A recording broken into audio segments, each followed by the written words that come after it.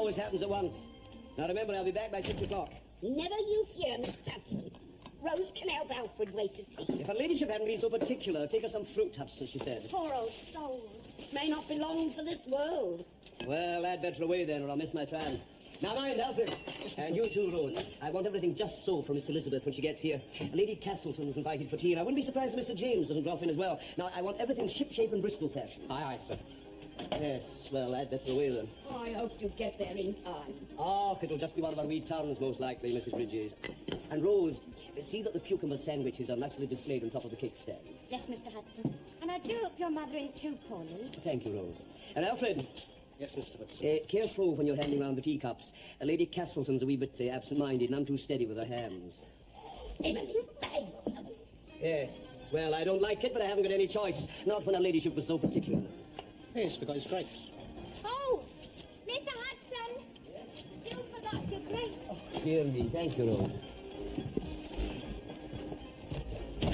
He's a good age, old Mrs. Hudson. Aye, not so much need for grapes as hallelujahs. She'll go to heaven and all. Sure, heaven's waiting for her. That's enough of your religious mania, Emily. When you die and that's an end of it. Oh, Mrs. Bridges. Well, spark up, girls. We're all alive in this house, and there's work to be done. Just because Mr. Hudson's out, that doesn't put you in charge. And Emily, when you've cleared up, start cutting the bread for the cucumber sandwiches. And mind, you're not cutting them for elephants. Nice, thin slices. Yes, Mrs. Bridges. I wonder if we'll notice any difference in Miss Elizabeth now she's done her schooling and all that. Oh, I don't think nothing could change Miss Elizabeth for the worst, anyhow. No, she's all right, Miss Elizabeth. Not one of your hoity-toity ones. What do you say, Mrs. B? Oh, finicky with her food, ever since she was a tiny mite. Oh, you must be able to say better than that, Mrs. Bridges. I speak as I find. Listen, it's gone 3 o'clock. You better hurry up and change, Rose. Here, I'll finish that for you.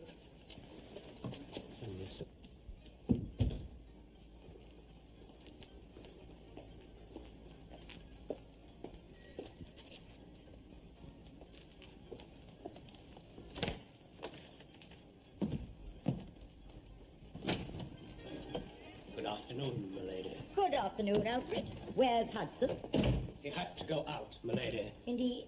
Mrs. Hudson was indisposed. Mrs. Hudson. Hudson's mother, m'lady. Her ladyship's in the morning room. Shall I announce you, my lady? Naturally, but not in that graveyard voice, or you won't be heard across the room. Very good, m'lady.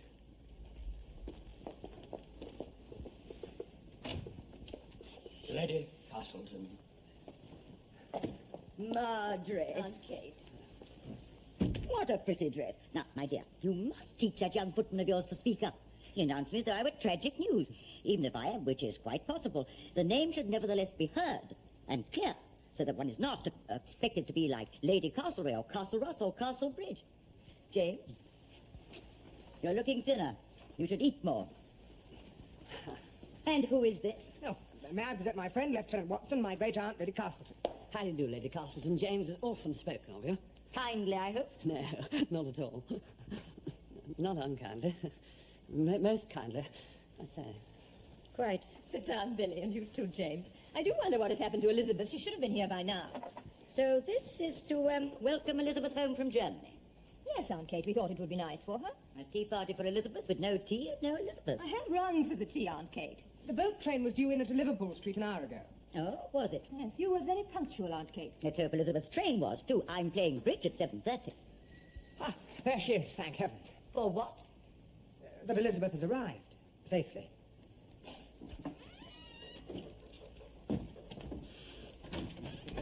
Hello, Alfred. Welcome back, Miss Elizabeth.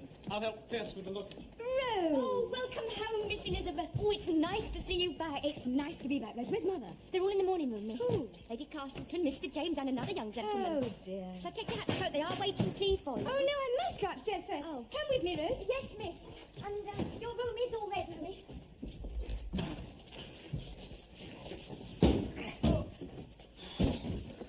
Safe and sound, then.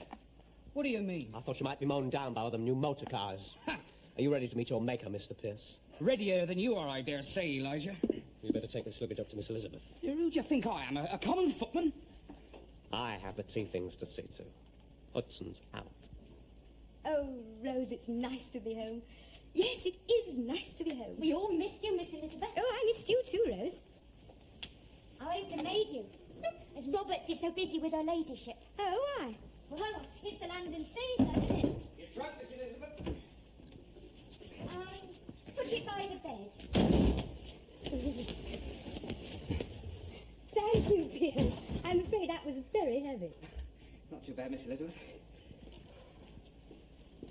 It's full of books we had to study. You've no idea of how many. Goethe, Schiller, Heine. Thank you, Rose. Ooh, I'm in such a whirl. London seems so big and bustly after Dresden, and the traffic. All those smelly motor cars. I suppose I shall get used to it. Mr. Hudson says your father's thinking of getting a Daimler motor car. How fashionable. How is Father Rose? Is he well? Oh, yes, miss. Good. I'm so looking forward to seeing him. There's so much I can discuss with him now. Do you read much, Rose? Well, I like a good read, but I don't get much time, miss. What do you consider a good read? Well, Mrs. Humphrey Ward, perhaps. Mrs. Humphrey Ward. I see I must take you in hand. Oh, it may not be worth the trouble, miss. Now, I do think we should go downstairs, because Hudson's gone to see his mother, and I've got to help Alfred with the tea. Well, you go on, Dan. Tell Mother I won't be a jiffy. And Miss Elizabeth, it's so nice having you home. Thank you, Rose. And Rose, I'm glad you're going to look after me. Thank you, miss.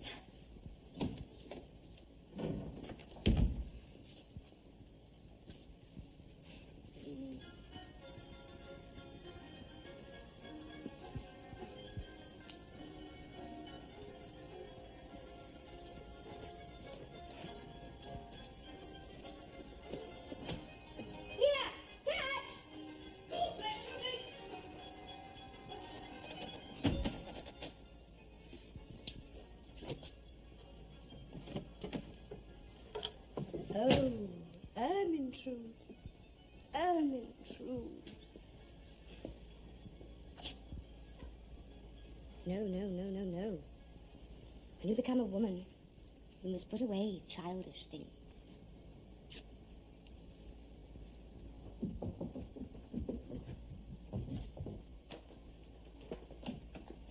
My darling. Welcome home. Oh, here's Aunt Kate. Oh, sorry, Aunt Kate. That's all right, my child. You may kiss me.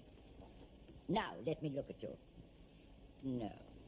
No, Germany has not done much for you. Never mind. Oh, but it has, Aunt Kate. It has done so much. Elizabeth. James, how lovely. May I present my friend, Billy Watson, my sister Elizabeth. How do you do? And what do you do? I soldier, actually.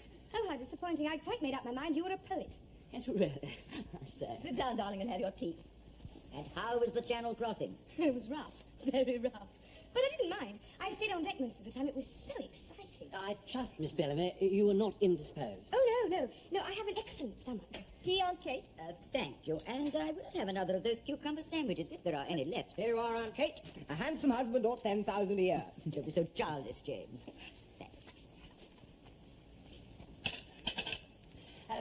How did you find Germany, Miss Bellamy? I believe they have a magnificent army. I'm afraid I did not notice the army, Mr. Watson. They have some wonderful musicians and philosophers.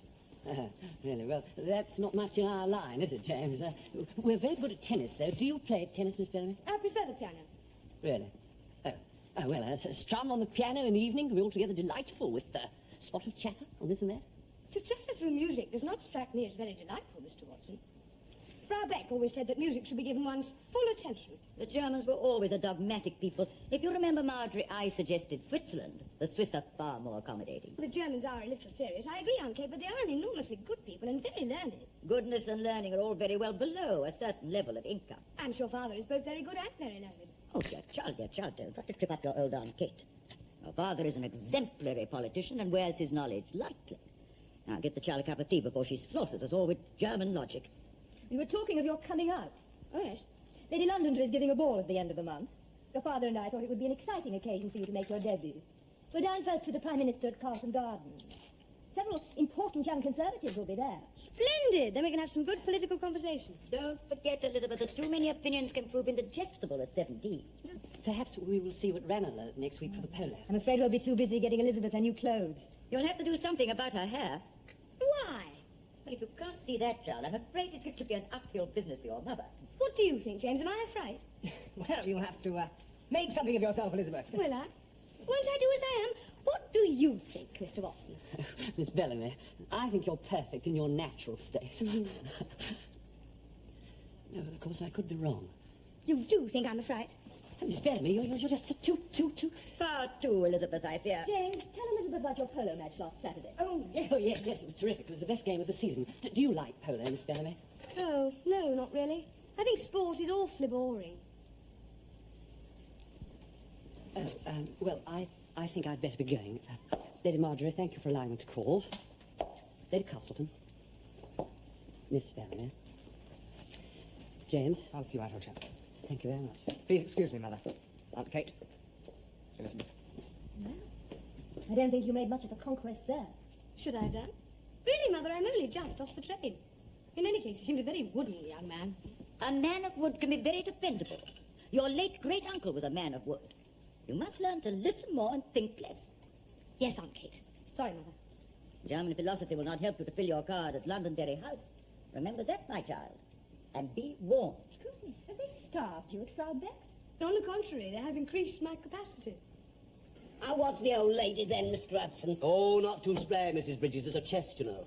Could you do with a nice cup of tea? I certainly could, Mrs. Emily, get Mr. Hudson a cup and saucer and make a fresh pot of tea. Look sharp now, Emily. Yes, Mr. Hudson.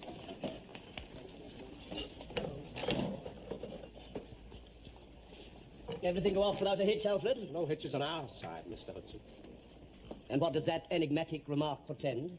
Miss Elizabeth had a few bricks in her hand, which she proceeded to drop on the drawing-room carpet. Finicking and fussing, I'll be bound. Well, far from it, Mrs. B. She wolfed your lovely cake as if she'd been shipwrecked for a month. Now, there'll be enough disrespect from you, young man. Cup of tea, Miss Roberts. Well, I wouldn't say no. Where's Rose? Unpacking for Miss Elizabeth. Some have greatness thrust upon them. Listen to this, Rose. Röslein, Röslein, Röslein rot. Röslein auf der Heide. That's you, Rose. Röslein. Very pretty.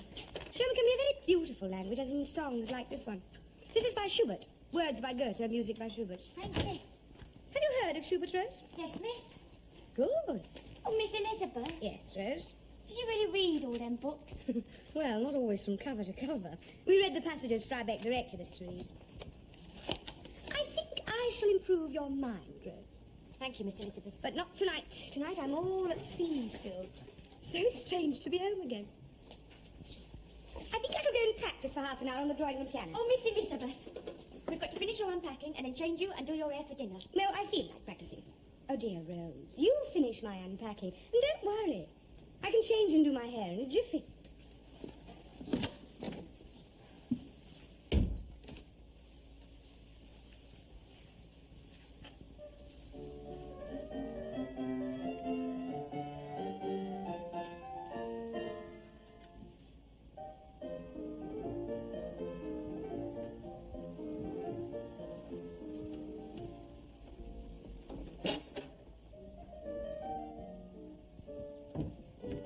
Listen, Elizabeth really plays quite nicely.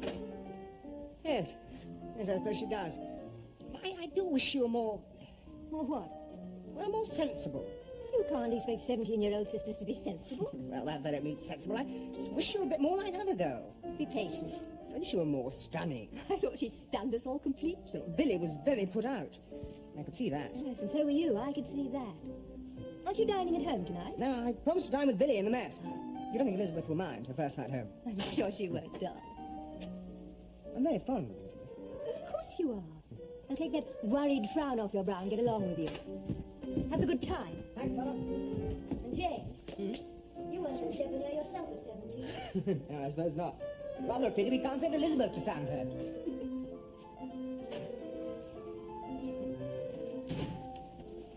And then we went on a visit to the Black Forest, which is absolutely deviant. Makes you imagine witches and warlocks and all sorts of Brothers Grimm things. Oh! Well, I'm sorry, Miss Elizabeth, you will keep bobbing about so. Wretched, wretched hair. Why can't he just hang down or be cut off or something? Why can't one live like an ordinary mortal? I don't know what you mean by that. I'm sure every shop girl's just as particular with her hair. The difference being that she does it herself. Oh, a nice mess you'd make of it, I'll be bound. Rose, don't be naughty. I did it myself almost every night in Dresden. We needed no ghost from the grave to tell us that. What a funny expression. Where did you hear it? I don't know, miss. Where does one hear expressions? They just pop into your head. No, but I think that's a quotation. Rose, get me my Bartlett's familiar quotation just by the bed. Not now, Miss Lizzie. I've got to do your hair for Oh, dinner. drat dinner. Drat hair. Drat, drat, drat! Miss Elizabeth, I must do your hair. For heaven's sake, Rose, leave me alone! Oh, Miss Lizzie, what a temper. and we were such good friends. And so we are, Rose, dearest, if only you wouldn't fuss so. I'm sure you wouldn't wish to go to Lady Londonderry's beastly balls looking like a stuffed peacock. I'm sure I'd be lucky enough to get half the chance, miss. Nonsense. I mean to do something with my life. Elizabeth, may I come in? Father! How's my Liza? Wild as ever. What are we going to make her, Rose? A flaming beauty, eh? Oh, sir, it won't be for one of trying. Oh, Father, it's so good to see you. And you too, my dears. Now, Rose wants to get on with your hair. You look as though you've been dragged to a hedge backwards. All right, but stay with me, please. Well, of course. Well, and how was the good Frau Beck? Oh, we got on very well. She sends you her recht herzlichen Gruß. Danke schön, Fräulein. So, work done, now it's play for a time, eh? Oh, not too much play, I hope, Father. Oh, nonsense, Lana, will be good for you. And even fun, I should think, after provincial Germany. Besides, I want my girl to shine in society. I won't be a junior minister forever, you know. In fact, if Rose weren't here, I might tell you there was hope of a cabinet post. Father, how wonderful. Oh, Rose is as secret as the tomb. Well, it's not settled, of course. A great deal depends on one's family in these matters. No, Father, you're too important. Oh, no. No politician ever gets to the top on his own, Elizabeth. He has a brilliant wife behind him, or even an enchanting daughter. I'm not very good at enchanting. You just wait until your mother and Rose have finished teaching you a few spells. It won't come easily to you, you know. You're not your father's daughter for nothing. I've suffered greater agonies in the drawing room than ever in a House of Commons debate. Really? Oh, yes. But what I can stomach, you can, of that I feel sure. For my sake, eh? Well, I was going to change, or I shall be late. I'm dining at home tonight with the pride of the Bellams. Well, that's it, Rose. I am going to enchant. A scheme of pink chiffon, gold-spangled net, and fine applique lace. A cleaving line is imparted to the figure by the lace, carried down the centre front, flanked by clusters of pink chenille fringe, sparkling with diamante. It sounds like a firework display at the Crystal Palace to Do me. be serious and take an interest. What do you think of this hairstyle, my lady? Oh, that's nice, Rose. That's very nice. You have excellent taste. Oh, now, Elizabeth, what about this one? Elizabeth, what are you doing? Darling, do try and put your mind to the business on hand. Madame Dubois wants the material for your ball dress in a week, and we haven't even chosen a style yet. Now, don't you think that's pretty? Yes, Mother. What are you grinning for? I want a tip, don't I? Saucy. Now, that'll be the material for Miss Elizabeth's ball gown. Oh, sakes, can I see? Now, keep your wet hands off it. Alfred? What is it? Take this parcel upstairs. And you get on with the scrubbing. They shall have linen bonnets on their heads. They shall not gird themselves with anything that causeth sweat. Where's Rose? Upstairs with the dressmaker. She hasn't changed the linen in the master's bedroom. The whole place is topsy-turvy. Les hanches. Voilà à 92 cm. 92, ce n'est pas possible, c'est énorme. Oh, mais non, madame. Mademoiselle Elisabeth a les hanches minces. C'est que je calcule toujours en centimètres. Je ne comprends jamais les inches, même après 14 ans que j'habite l'Angleterre. Ça n'a pas d'importance. Depends where the inches are. Oh, encore une fois, si vous voulez. Permettez, mademoiselle. Voyons, voilà. Non, non, non. C'est juste. 92 cm. 92 centimeters. Voilà, ça suffit. Package from Florence for her ladyship. Thank you, Rose. Bring the scissors, will you? Et maintenant, Madame Dubois. Regardez. Oh, You like it? oh, c'est ravissant.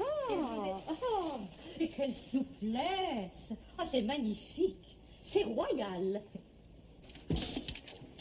Where's Rose again? Where do you think? The drawing room grate has not been attended to. You can't expect the lady's maid to get down on her hands and knees to a grate. The lady's maid my foot. She's my head house parlour maid, Emily. Yes, Mr. Hudson. Wash your hands and face and go and find Rose for me. What's me go upstairs? Yes, and look sharp about it, my girl. Oh, yes, Mr. Hudson. Are you engaged with Garth, Miss Bellarmine?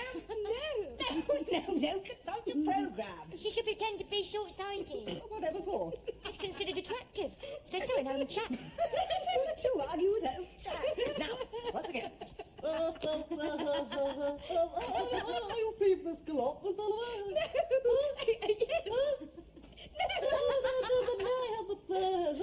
You may take the risk, Lord Cholmondeley, following me.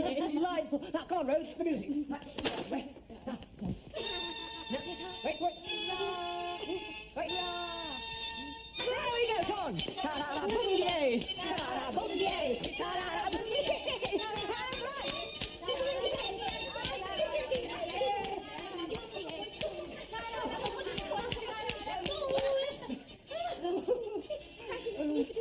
Mr. Hudson wants Rose, and he told me to put them together. And he didn't tell me. I do beg your pardon, Miss Elizabeth. Come on. Hey, ta-ra-ra, boom-yay. Ta-ra-ra, boom-yay. Ta-ra-ra, boom-yay. Ta-ra-ra, boom-yay. Come in. You sent for me, Mr. Hudson? Yes. It is 11:30, my girl, and the drawing-room grate is not done yet. I will not have you neglecting the work you're paid to do. I'm sorry, Mr. Hudson. It won't occur again. Oh, where have you been since breakfast? I've been helping Mr. James teach Miss Elizabeth to gallop. Good grief, did you not learn to gallop in Germany? What did you go there for? It seems it was all book learning. Book learning is no use to a young lady. And another thing, Rose, I agreed with her ladyship that you should attend to Miss Elizabeth for a bit, seeing that Miss Roberts has got her work cut out, but don't abuse your privileges, mind. No, Mr. Hudson. Seems that Miss Elizabeth's coming out is worse than a censure debate in Parliament for setting the whole house on edge. Yes, Mr. Hudson. Well, that'll be all, Rose. And get that grate down immediately. Yes, Mr. Hudson.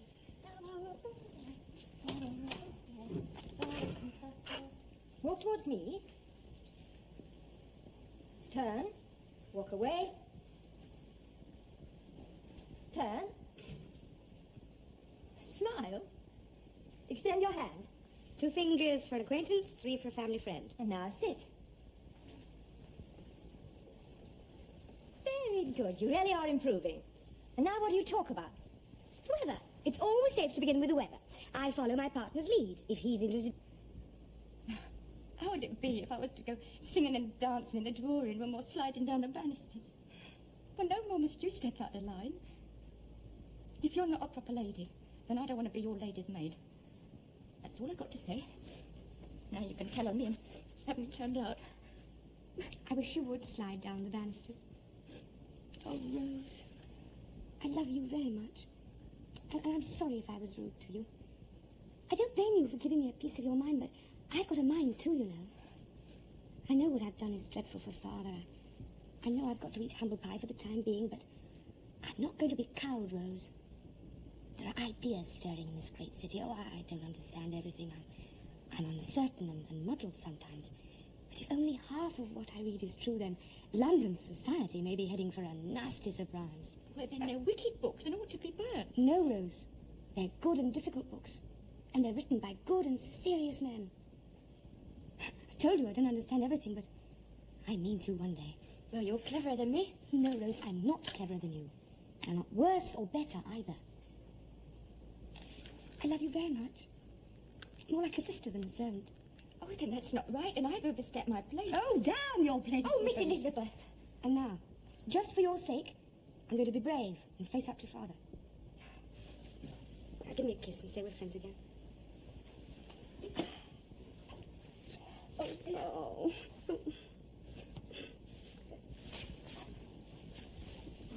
Lead me to the slaughter. Oh. Where is he? He's in the morning room. Come with me, Rose. Very good, Miss Elizabeth.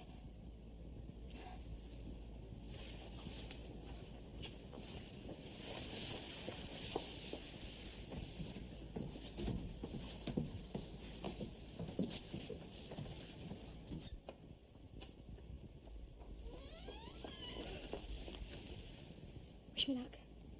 Good luck. And remember, he loves you.